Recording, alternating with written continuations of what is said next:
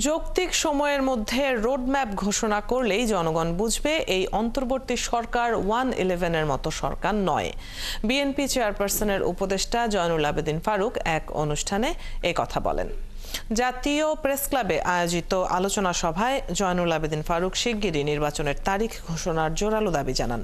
তিনি বলেন, অন্তর্বর্তী সরকারের প্রতি জনগণের অসন্তোষ না থাকলেও গত 2 মাসে কোনো সংস্কার করতে পারেনি তারা, তাই তাদের মূল কাজ নির্বাচন করার দিকে মনোনিবেশ করা। জয়নুল আবেদিন ফারুক গণহত্যার দায়ে অভিযুক্ত করে আওয়ামী লীগকে নিষিদ্ধ করার দাবিও জানান।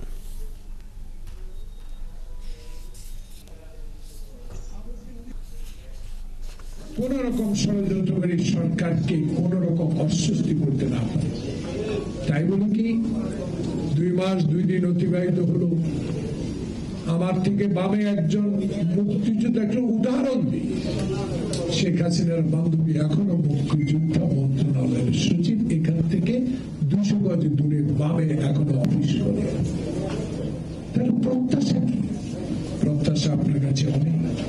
সেই প্রত্যাশা পূরণের সময় যৌক্তিক বলেছে আমার নেতা মির্জা ফখরুল ইসলাম। সেই যৌক্তিক সময় এই নয় যে আওয়ামী লীগের সকল প্রেতাত্মা আবার কোনোভাবে সকল পদে বসে যাবে।